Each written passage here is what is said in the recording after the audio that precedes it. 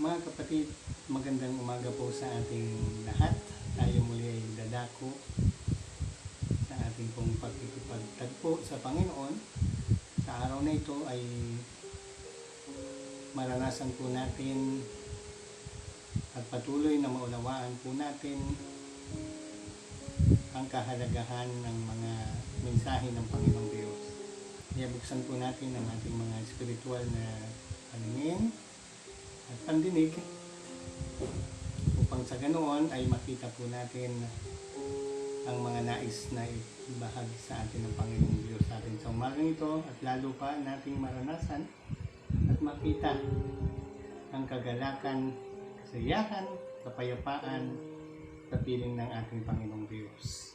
Buksan po natin ang ating mga Biblia sa Pangalawang Hari, Kabanatang 6, talatang 17. Ang sabi po sa aklat ng Pangalawang Hari, Kabanatang 6, talatang 17, at siya'y nanalangin, Yahweh, buksan po ninyo ang kanyang paningin nang siya'y makakita. Purihin ang Diyos sa kanyang mga salita sa umagang ito. Tayo manalangin. Makapangyarihang Diyos, may likha ng langit at lupa, nagmahal, nagpatawad sa amin at patuloy na nagmamahal. Salamat po sa muling niyo pong nagkaloob na bagong buhay, kalakasan, panibagong pagkakataon, Panginoon, na ikaw ay aming pong makaniig sa pamamagitan ng iyong mga salita. Dalangin po namin, Ama, ang patuloy na pagkilos mo sa amin sa pamamagitan ng iyong banal na Espiritu. Maramdaman namin ang iyong presensya, ang iyong dakilang pag-ibig, upang anumang mga balakid na humahadlang o hahadlang sa amin pong pagkikinig sa iyo ay hindi po ito maging makapangyarihan. Salamat po, Lord. Patuloy nga na ikaw ang aming maitaas, ikaw ang mapapurihan, ikaw ang mapasalamatan. Pinupuri ka namin at tinataas sa umaga nito. Ikaw ang aming dalangin sa pangalan ng aming Panginoong Jesus. Amen. Uli ay kayo po ay binabati ko ng isang mapagpalang umaga. Umagang ito ay ating pong nakita yung mensahe ng Panginoong Diyos, yung panalangin ni Eliseo patungkol sa kanyang katulong, no? Sabi ni Eliseo, sabi niya, buksan po ninyo ang kanyang paningin nang siya'y makakita. Yun yung panalangin ni Eliseo, ang makakita ang ibang tao, Panginoon. Sa kanyang panalangin, nakita po namin sa mga susunod na mga talata, kung babasahin po ninyo, talagang ang Panginoon ay nakinig. Ang Panginoon ay tumugon sa panalangin ni Eliseo. Pero dito sa mensaheng ito, Panginoon, mga kapatid, no, pinibigay sa atin ng Panginoong Diyos yung mga bagay na makita po natin na nagbibigay sa atin ng kahinaan, kalungkutan, pagkatakot. Sinasabi ng Panginoon sa atin, normal yan, no? Pero hindi po ito maging daan para hindi tayo magpatuloy. Yan sabi ni Lord ngayong umaga ito, no? Kung ano yung nakikita mo ay dapat magtiwala ka na mas maganda yung nakikita ng Diyos para sa iyo. Sa buhay ni Haring David, kung naaalala po ninyo, isang kwento na kung saan ay isa sa pinakapaborito kong kwento sa Biblia, na hindi lamang ito kwento, kundi ito'y tunay na pangyayari. Tunay na nangyari sa buhay ni Haring David. Kung nabasa na po ninyo ang part na kung saan ay makikipagdigma, no, si Haring David kay Goliath, no, nung time na yon, di pa siya hari, no, at sa ating kaalaman. Isa sa paborito ko, mga kapatid, sapagkat hindi tinignan ni David yung nakikita niya. Ang tinignan niya ay kung ano yung nakikita ng Diyos. Kaya kung babalikan po natin yung yung pangyayaring iyon, kung mababasa po natin, kung hindi pa nyo nababasa, talagang tunay nga na magapagbibigay sa atin ng inspirasyon, ng kagalakan, no? No, na kung saan mga kapatid ay makakakuha na tayo ng lakas. Talagang masasabi mo, wow, grabe pala talaga si Lord. No? Wow, grabe pala, makapangyarihan talaga ang Panginoong Diyos. No? Wow, talagang nagbibigay ng tagumpay ang Panginoong Diyos doon sa mga nagtitiwala sa Kanya.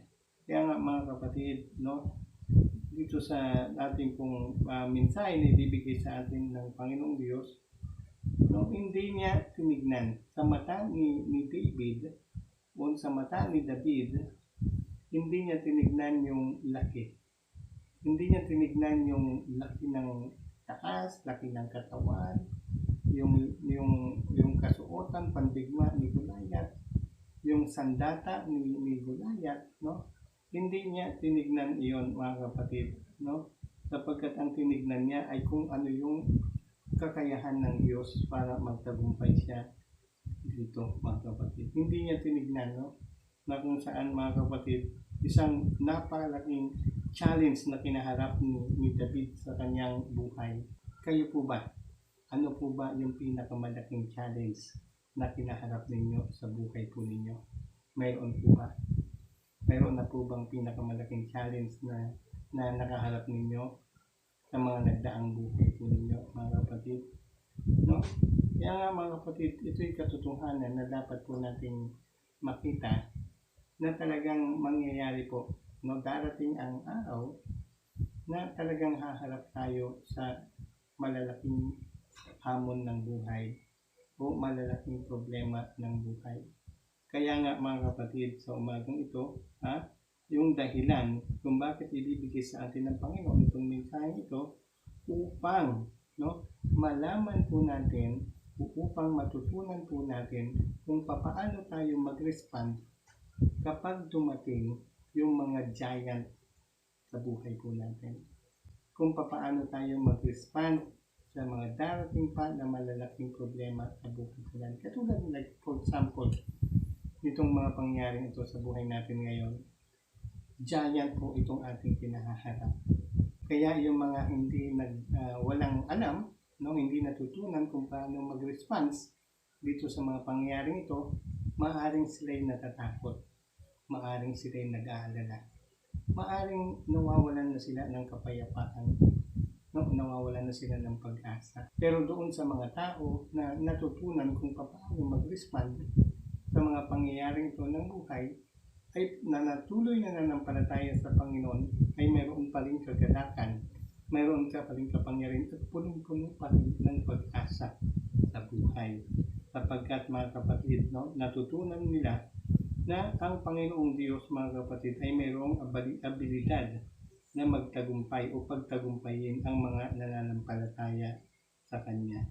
Kung saan mga kapatid ituturo sa atin ng Panginoon ang isang pananampalataya, no? Ang pananampalataya na makikita, hindi lamang yung makikita mo ngayon, kundi nakikita ng Diyos para sa iyong buhay.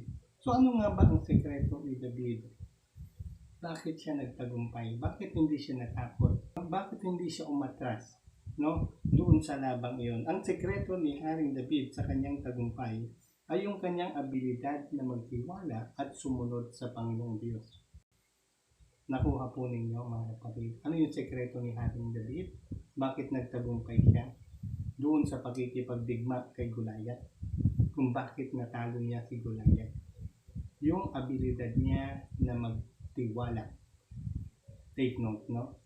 Dapat maalala po ninyo ito. Yung success ni David mga kapatid, yung kanyang pagtitiwala sa Diyos. At pangalawa, yung kanyang pagsunod sa Panginoong Diyos. Wow! Pagsunod ulit. Katulad ng Sunday, di ba? Kung mapapansin po ninyo, ang daan ng katagumpayan ay palaging nandoon yung pagsunod. Ito rin yung naging sekreto ni Haring David mga kapatid. Sa umagang ito, no?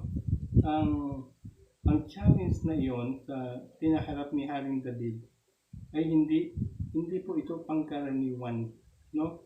Na kung saan, kung titignan niya no, yung laki ng problema, itong pandemic na ito, kung titignan natin, maaring pakiramdam natin katapusan na natin. Kung titignan ni Haring David lamang yung literal na laki ni Goliath, tatakbo na rin siya. Katulad ng kanyang mga kababayan, maging yung kanyang mga kapatid. Pero dahil sa pananampalataya ni Haring David, nakita niya yung hindi nakita ng kanyang mga kababayan. Okay? Yung panalangin ni Eliseo, nanalangin siya na makakita, yung kanyang alagad, yung kanyang katulong. Yun yung panalangin natin ngayong umagang ito. Yun yung panalangin ko sa bawat isa sa atin. Makita natin yung mga bagay na hindi nakikita ng iba.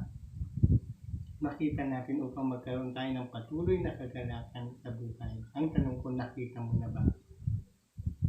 Sabihin mo nga sa katabi mo, nakita mo na. Tanungin mo, nakita mo na ba? So ngayong umagang ito, sana nawa makita mo. No? Makita mo yung mga bagay na hindi nakikita ng mundong ito na makikita mo sa Panginoong Diyos. So in times of pressure, kapag tayo na-pressure na mga kapatid, ang Panginoong Diyos, huwag po natin tignan na ipinahayag, kundi ini-stretch lang ng Panginoon yung ating pananampalataya sa Kanya. Ini-stretch lang yung anong Panginoong Diyos, yung pagdepende natin sa Kanya. Kasi kung walang strong abiding faith sa Panginoon, kung walang malakas o matatag na relasyon sa Panginoong Diyos, maaring matakot po tayo. Maaring mag-alala po tayo, mga kapatid. Kaya kailangan natin magkaroon ng matatag at malagong relasyon sa Panginoong Diyos, mga kapatid, lalo na sa pagdating sa mga pagsubok ng buhay. At dinevelop ng Diyos kay Haring David yung bagay na iyon. Kaya nga mga kapatid, every time na mayroon tayong problema, hindi natin ito pwedeng takbuhan. Ang kailangan po natin ay kailangan pagtagumpayan. Sa bawat problema ng buhay kasi inihahanda tayo ng Panginoon sa mga darating pang pagsubok na darating sa ating buhay. Itong pandemic na ito na ating kinaharap mga kapatid, hindi natin pwedeng itong takbuhan, hindi tayo pwedeng matapos.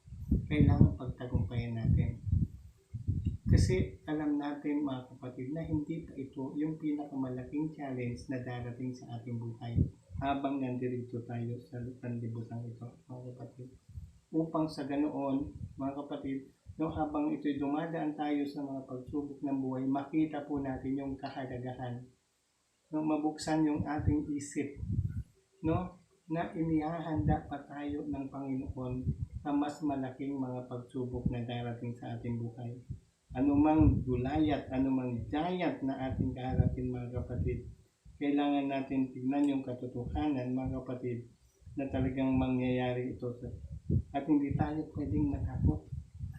Kapag may problema, hindi tayo pwedeng matakot. Hindi pwedeng takbuhan natin ang problema, mga kapatid. Kasi mga kapatid, kung magkakaroon lang tayo ng malalim na relasyon sa Panginoong Diyos, maaalala mo lagi na mahal ako ng Diyos.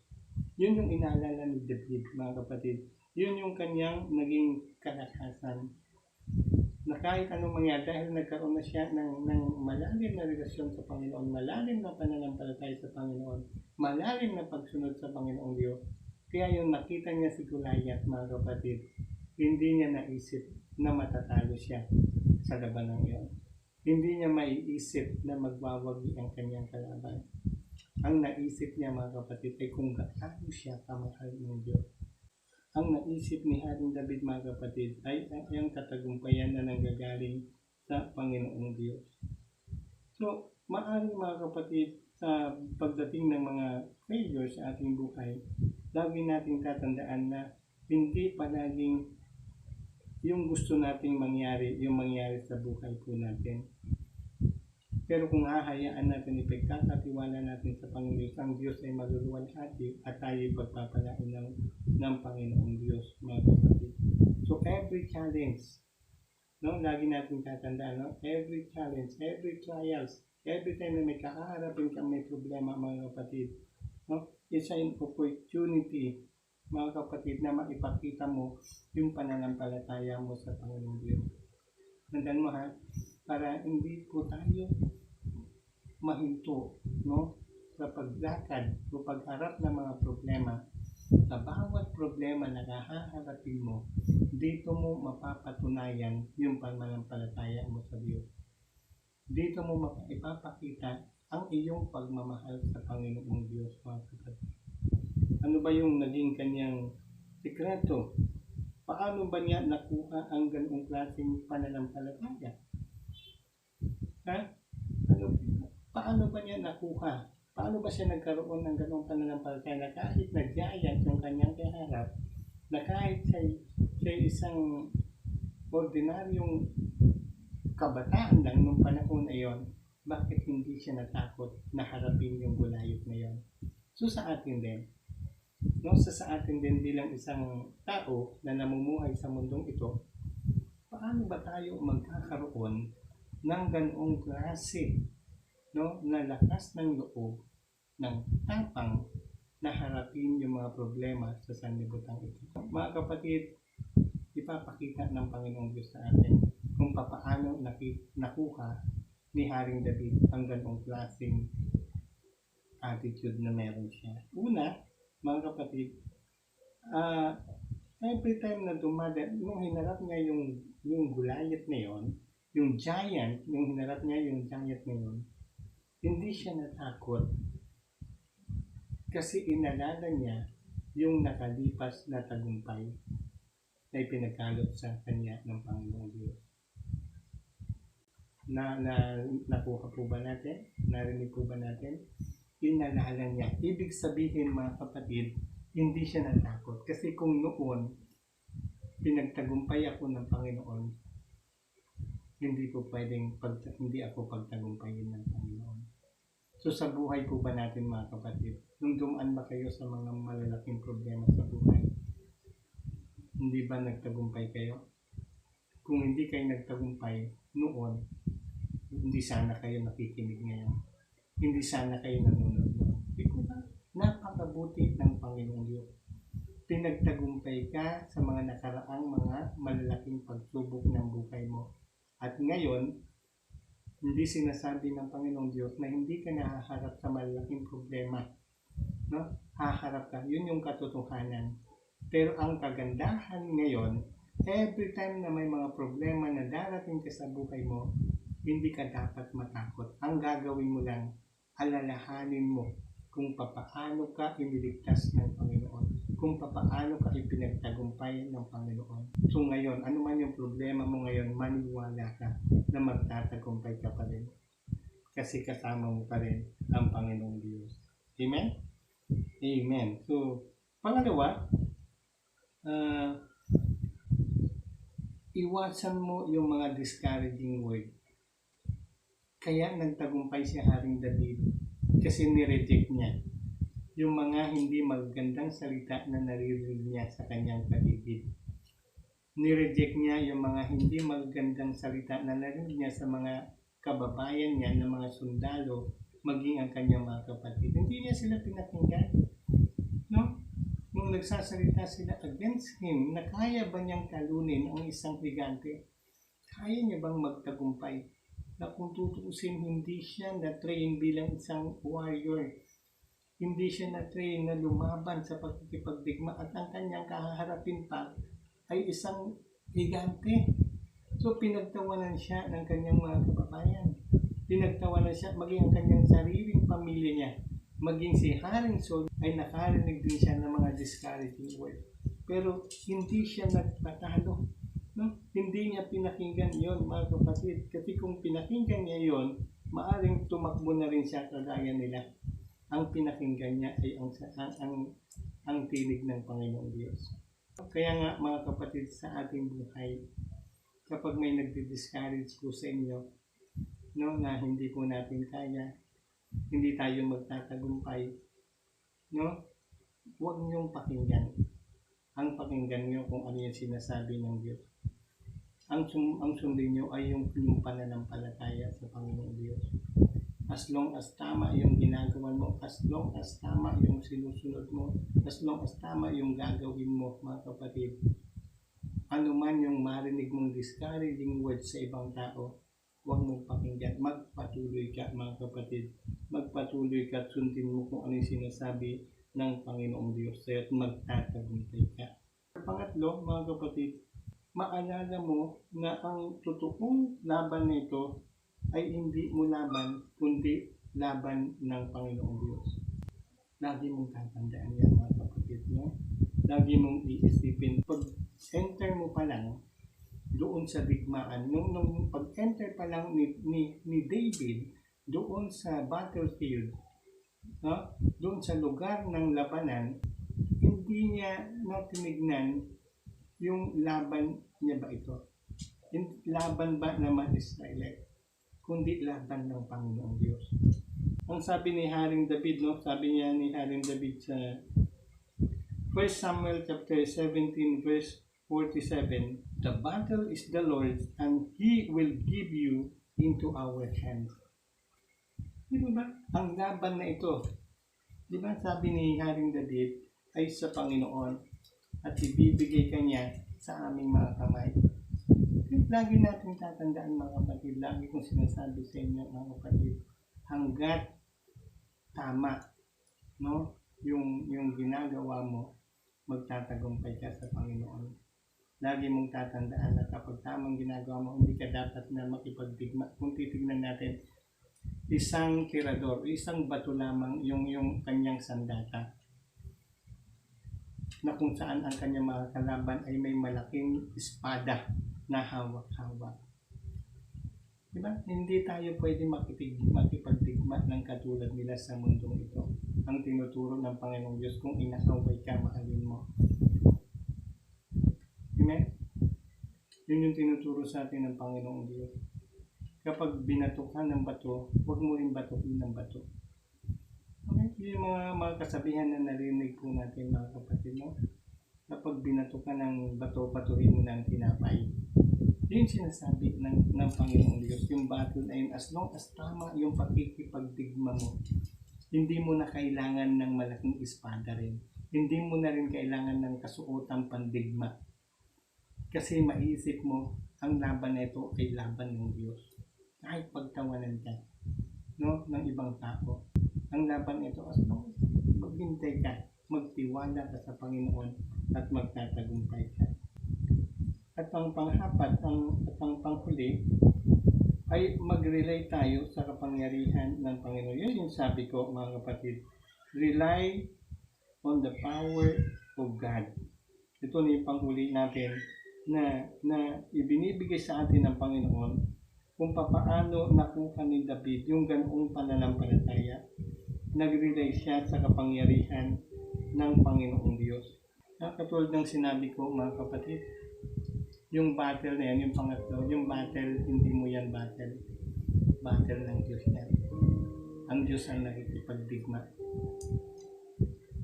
Kaya sinasabi ng Panginoong Diyos, mag-rely ka sa kapangyarihan. Yun yung ginawa ni Haring David. No? Yung balikan natin yung una, mga kapatid. Inalala niya yung kanyang nakaraang tagumpay. Kaya nung tinignan niya si Goliath, agad-agad naisip niya kung ang Panginoon iniligtas ako sa kuko ng mga layon, sa mga pangil ng mga oso, hindi po pwedeng hindi rin ako iligtas ng Panginoon. Amen? Mga kapatid, rely on the power of God. Magtiwala ka sa kapangyarihan ng Panginoon. Yun yung ginawa ni Haring David. Totoong pagtitiwala, totoong pananampalataya, totoong pagsunod ng Panginoong Diyos. Huwag mong tignan, no? Para ikaw ay magkaroon ng kagalakan sa pagharap ng mga pinagdadaanan mo. Huwag mong tignan yung nakikita mo. Ang tignan mo kung ano yung nakikita ng Panginoong Diyos. Pwede mong harapin yung mga problema sa buhay mo na mayroong confidence, mayroong pag-asa, dahil hindi yan yung kalakasan mo, hindi yan yung karunungan mo, no? Hindi yan energy mo, mga kapatid. Ang tagumpay ay nanggagaling ang gagaling sa kapangyarihan ng Panginoong Diyos para sa iyo na nananampalataya, para sa iyo na nagtitiwala sa Panginoong Diyos. Kapag dumating yung mga giant na mga problema sa buhay mo, harapin mo yan.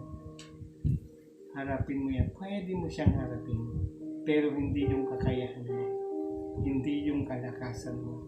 Hindi yung karunungan mo. Huwag mong tignan yung problema. Ang tignan mo kung ano yung kayang gawin ng Diyos doon sa problema. Amen?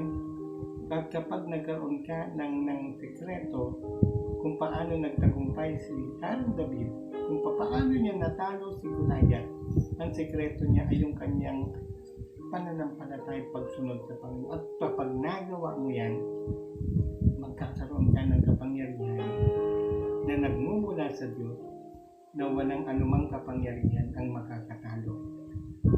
Sapagkat ang kapangyarihan na hawak mo ay ang kapangyarihan mo ang makakatalo. Ang kapangyarihan ng Panginoon.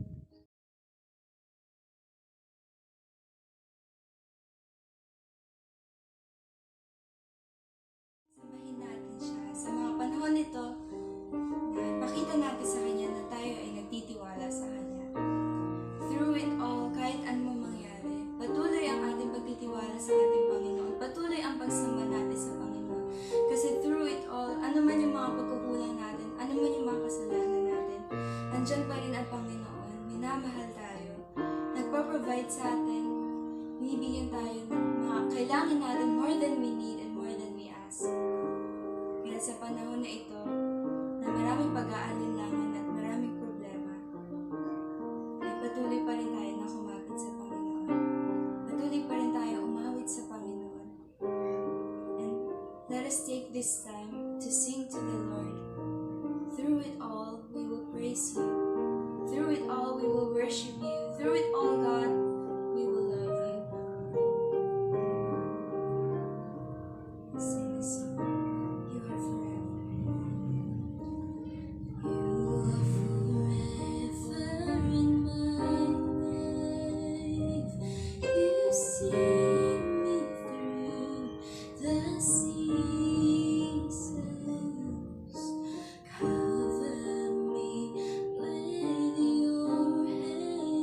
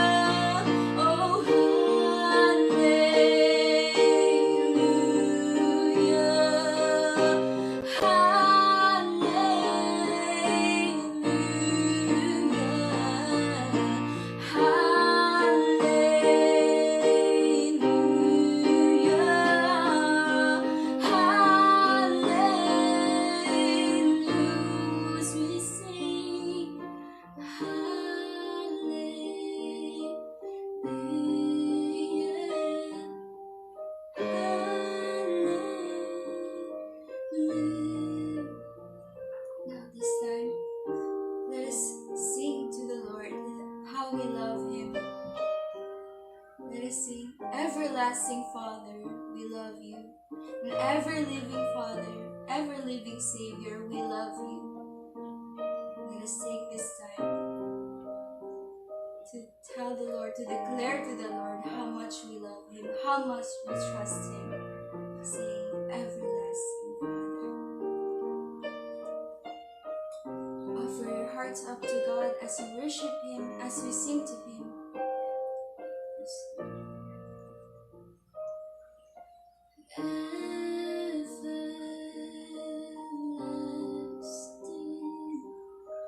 Father, I love you. Ever-living Savior, I love you. Everlasting, everlasting Father, I love you. Oh, ever-living Savior, I love you. I sing to you, Lord, a hymn of love for your faithfulness to me. I'm carrying everlasting arms. You'll never let me go through it all.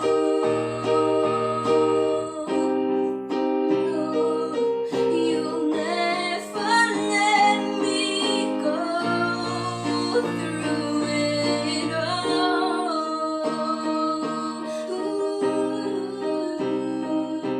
You'll never let me go through it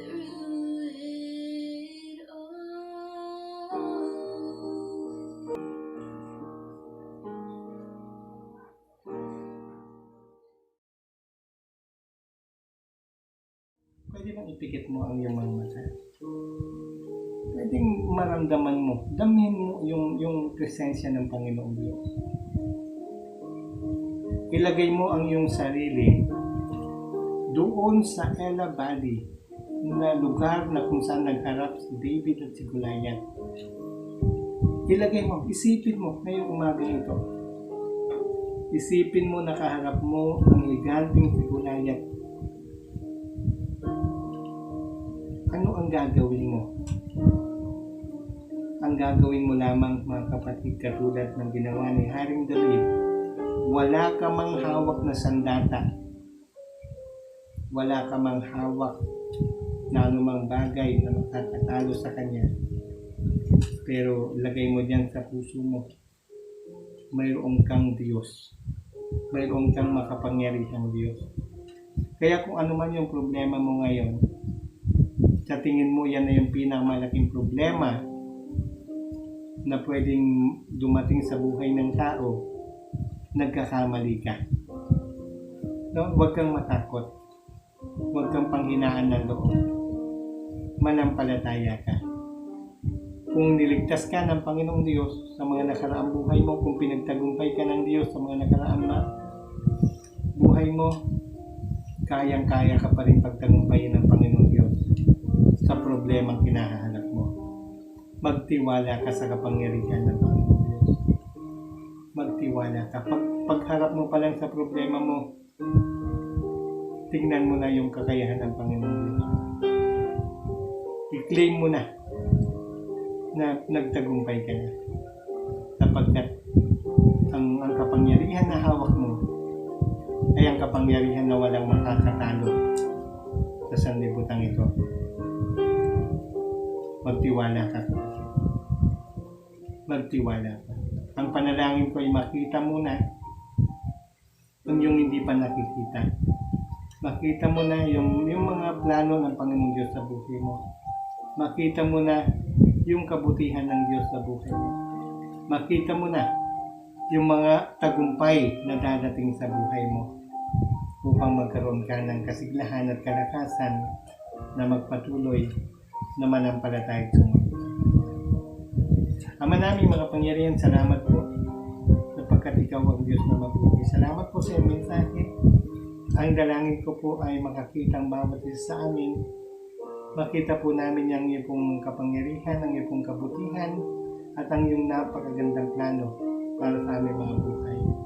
Salamat po aming Lord. Salamat po at ikaw ang aming tataas. Pinapupurihan muli sa umagang ito. Ito ang aming dalangin sa pangalan ng aming Panginoon Yesus. Amen.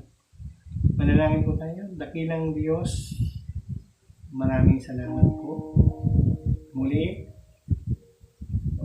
sa iyong kabutihan, sa katagumpayan ng sa buong linggo. Salamat Lord for giving us hope, Lord. Salamat po Panginoon sapagkat binibigyan mo kami ng patience, Lord, na manatili na magtiwala sa iyo. Manatili na maghintay, Panginoon, sa iyong mga plano. Salamat Lord for giving us wisdom. Salamat Lord sapagkat binibigyan mo kami ng pagkakataon na makapagbulay-bulay pa habang kami nanatili sa aming kanya-kanyang tahanan. Nanawa, Panginoon, dalangin ko ay lumago po ang bawat isa sa amin, Lord.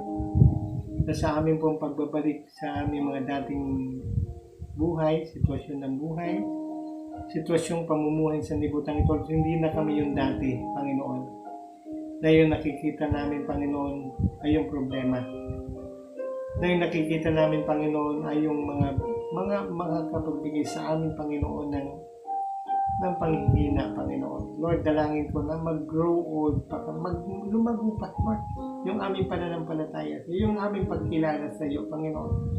Na huwag namin sayangin yung pagkakataong ito na sa aming pag-stay sa aming tahanan, Lord, na hindi po namin makita, Panginoon, yung mga bagay na nais mong ipagawa sa amin, Lord. Lord, tulungan mo kami, Panginoon, habang kami nananatili sa aming kanya-kanyang tahanan, ay lalo pa namin maramdaman, Panginoon, ang iyong pagmamahal.